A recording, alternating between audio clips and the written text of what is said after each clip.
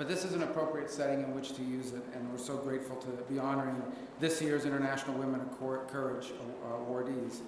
This has been going on since 2007, when one of my predecessors, Secretary Condoleezza Rice, instituted this award, and since then, recognized over 200 women for their work promoting peace and prosperity and human rights in communities and in countries across the world.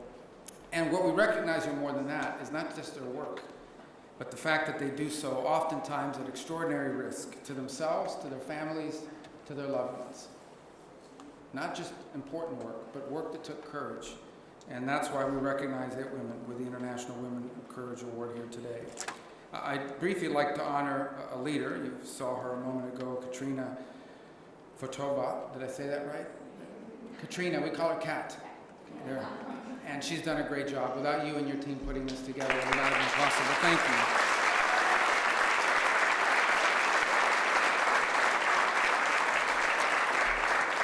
I want to also personally thank the woman of courage who lives in my home, my wife Jeanette, who gets a Jeanette.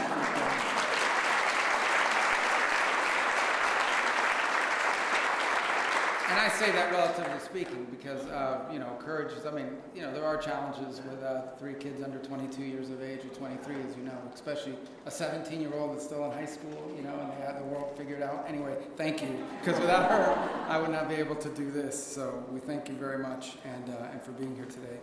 At the State Department and under President Trump, we try to take every opportunity to defend and to promote women and girls across the world. During his first term, President Trump made women's economic opportunity an imperative. He established the Women's Global Development and Prosperity Initiative, which to date has reached over 12 million women worldwide. At home, during his first term, female unemployment reached the lowest level in 50 years. President Trump also signed the Women, Peace, and Security Act, a bill that I was very proud to have been a co-sponsor of when I was in the Senate. And it was the first comprehensive law passed in any country in the world, first law passed by any country anywhere in the world, focused on protecting women and promoting their participation in society. President Trump is also working now to fulfill his promise to end a brutal war that's going on in Europe as well as in the Middle East. Wars that aren't just costing the lives of soldiers and civilians, but where women in these wars, in these conflicts, as you will hear somewhat today, are kidnapped, and they're assaulted, they're displaced, they're killed, their families are in danger. And one of our honorees today knows that too well, because on 7th October of 2023, Amit Susanna was abducted from her home by Hamas. And upon her release, she shared details of the sexual violence she endured as a hostage, which allowed medical professionals to document the atrocities that she suffered. And this was at a time when people were denying that these atrocities were being committed, and even blaming Israel for Hamas's brutality. Her bravery, her advocacy brings much needed attention to the scourge of sexual violence and conflicts all over the world. Even as I speak to you now, there is sexual violence going on somewhere in the world in these various conflicts. It is a scourge. There is so much more to be said about the accomplishments and the courage and the leadership of each of these great women.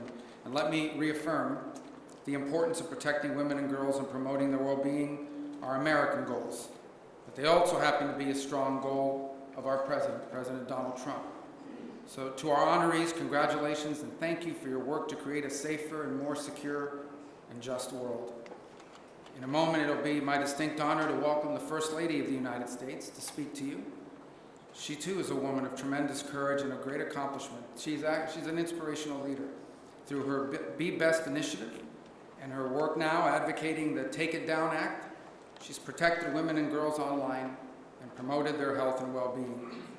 So Madam First Lady, thank you so much for being with us today. I look forward to continuing to work with you to promote the well-being and prosperity of Americans. So ladies and gentlemen, please help me welcome, it's a great honor to welcome the First Lady of the United States, Melania.